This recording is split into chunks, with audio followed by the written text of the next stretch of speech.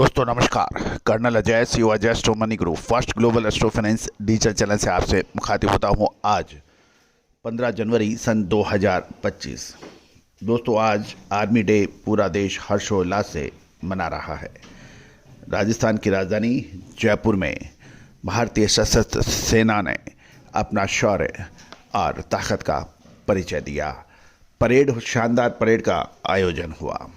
दोस्तों आइए हम सभी एक्स सर्विसमैन एवं सभी भारतवासी सशस्त्र सेनाओं को सलाम करें और अपने शहीदों को एक बार पुनः याद करें तथा भारतीय सशस्त्र सेनाओं के बलिदान कर्तव्यनिष्ठा को एक बार पुनः सैल्यूट करें।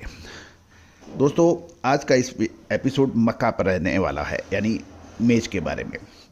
साल 2026 मक्का के रिकॉर्ड्स उत्पादन का साल रहने की संभावना है।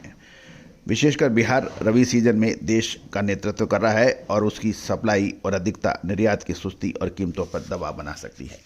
जानिए पूरी रिपोर्ट विस्तार से। दोस्तों भारत में मक्का का उत्पादन वर्ष भर देखने को मिलता है। मेन उत्पादन खरीफ सीजन में होता है जो कि 75 से 80% का कंट्रीब्यूशन करता है। उसके बाद रबी का सीजन है और उसके बाद बसंत सीजन माना जाता है। खरीफ का सीजन में प्रमुख राज्य कर्नाटक, मध्य प्रदेश, राजस्थान, महाराष्ट्र और उत्तर प्रदेश माने जाते हैं और रबी सीजन के लिए सबसे अग्रणी स्थान बिहार, आंध्र प्रदेश, तमिलनाडु, पश्चिमी बंगाल माने जाते हैं। और इस समय रबी की फसल मार्च महीने में आने की संभावना बन रही है और फसल शानदार हो सकती है, ऐसा अनुमान है। सरकारी आंकड़े, भारत सरकार के प्रथम अग्रिम अनुमान और क्षेत्रीय रिपोर्टों की बात माने तो वर्ष 2026 मक्का के उत्पादन में ऐतिहासिक रूप से 434 से 450 लाख टन के बीच उत्पादन हो सकता है। खरीफ सीजन में लगभग 283 लाख मैट्रिक टन और रबी सीजन 180 से 200 लाख मैट्रिक टन की उम्मीद है। कुल मिला के ये 463 से 483 लाख मैट्रिक टन की बात की जा रही है और एवरेज निकालें तो ये 434 से 450 लाख मैट्रिक टन हो सकता है। गौरतलब है कि पिछले साल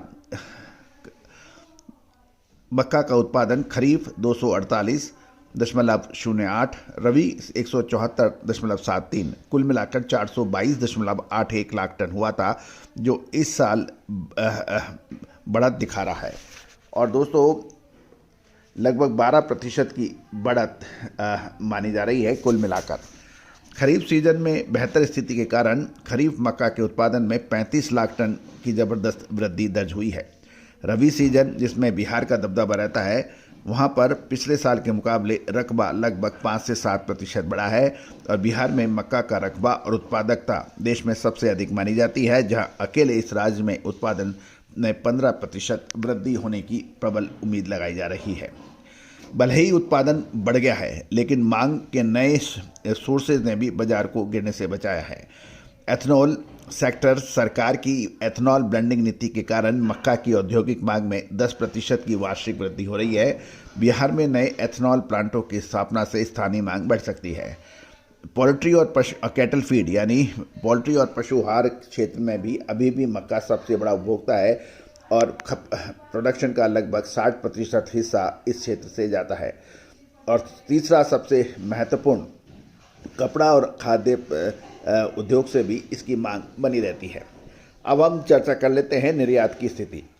घरेलू स्टॉक लगातार बढ़ रहा है और निर्यात में अंतर्राष्ट्रीय स्तर पर मक्का की कीमतें कम होने और ग्लोबल कंपटीशन, हमारा कंपटीशन ब्राज़ील और अमेरिका के से है, के कारण भारतीय एक्सपोर्ट न्यूनतम स्तर पर है।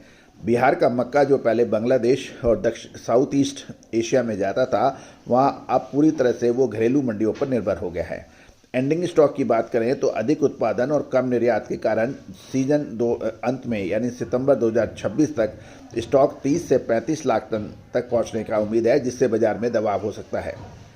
गौरतलब है कि बिहार रबी की मक्का का प्रमुख केंद्र है। हम चर्चा करते हैं उत्पादन केंद्र जो विशेषकर बिहार में गुलाबबाग, खगड़िया और बेगूसराय रबी मक्का का सबसे बड़े हब माने जाते हैं।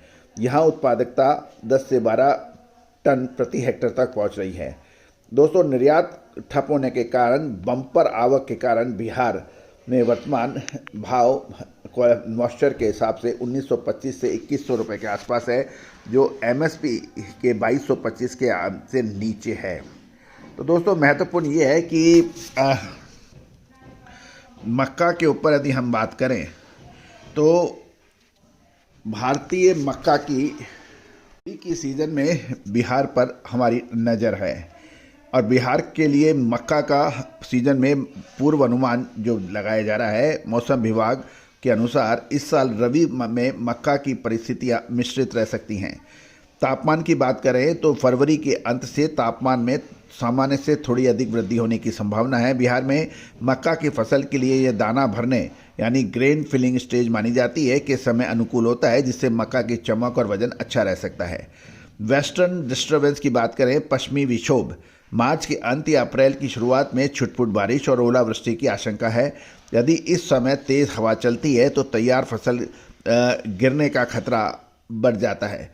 कोहरा और सर्दी यानी जनवरी के मध्य में उत्तर बिहार के जिलों में घना कोहरा छाया हुआ है, और यदि यह स्थिति जनवरी के अंत तक कैरी ऑन होती है या खिंच जाती है तो फसल की शुरुआती वृद्धि धीमी हो सकती है, लेकिन कुल उत्पादन को बहुत बड़ा नकारात्मक प्रभाव शायद ना पड़े।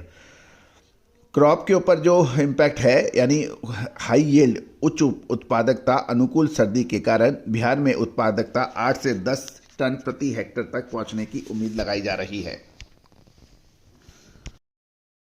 दोस्तों, बिहार में मक्का की तेजी या भाव की कमजोरी यानी मजबूती या कमजोरी में एथनॉल उद्योग का बड़ा रोल माना जाता है, क्योंकि बिहार में एथनॉल उद्योग मक्का किसानों के लिए एक नए और स्थायी खरीदार के रूप में उभर रहा है। साल 2026 में बिहार सरकार ने राज्य को एथनॉल हब बनाने की दिशा में बड़ी प्रगति की है, जिससे स्थानीय मंडियों से मक्का की मांग और दरों पर सीधा असर पड़ सकता है।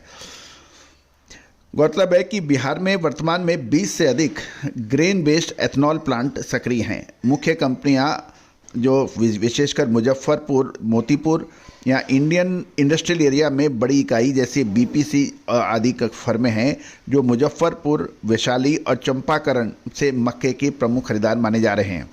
पूर्णिया और कटिहार बेल्ट में जो है ईस्ट इंडिया बायोफ्यूल जैसी कंपनियां सक्रिय हैं, और ये जो क्षेत्र हैं वो गुलाब बाग मंडी के मुख्य बायर माने जाते हैं। 2026 में भागलपुर, बेगूसराय, कैमूर, बाढ़, जमुई और बक्सर में नए प्लांट अपनी खरीदारी प्रक्रिया शुरू कर सकते हैं। मेथनॉल कंपनियों के लिए जो मक्का की बिकवाली होती है, वो उसके लिए सरकार ने एक निर्धारित भाव अनुमानित है, वो 2400 रुपये प्रति क्विंटल है। और उसकी वजह यह है कि जो भी एथनॉल कंपनियां ग्रेन बेस एथनॉल की प्रोडक्शन करते हैं, उसको 71 रुपये 86 पैसे प्रति लीटर से खरीदारी होती है। तो बेसिकली एथनॉल कंपनियों की जो खरीदें हैं वो 2250 से 2450 रुपये के मध्य में अक्सर मॉइस्चर के हिसाब से करती है, क्योंकि क्वालिटी में नमी के आधार पर इसका प्राइस डिसीजन होता है। बहुत बेसिक चीज़ ये है कि किसान भी प्लांटों में को सीधा माल बेचने में ज़्यादा रुचि रखते हैं, क्योंकि उनको फ़ायदा रहता है। लेकिन एथनॉल कंपनियों की कुछ शर्तें हैं जो किसान भाइयों को पता होना चाहिए। नमी 12 से 14% के बीच होनी चाहिए। नमी अधिक होने पर वजन में कटौती की जाती है। साथ साथ फंगस और डैमेज दाने काले या फफूंद लगे नहीं होने चाहिए।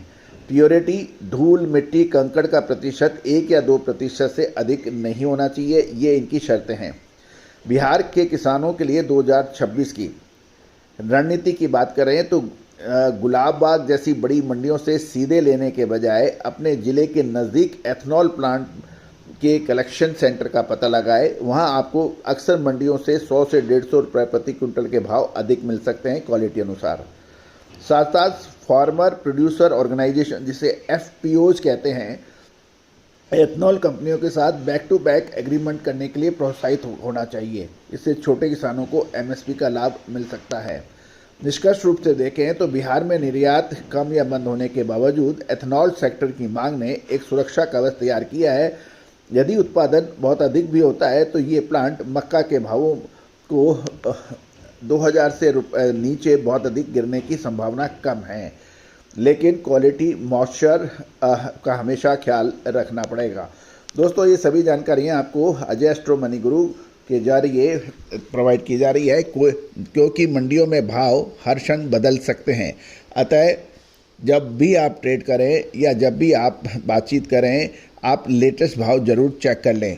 साथ साथ ये सभी जानकारियाँ हाजिर यानी फिजिकल मार्केट को ध्यान में रखकर दी गई है, रिलायबल स्रोतों से इकट्ठी की गई है।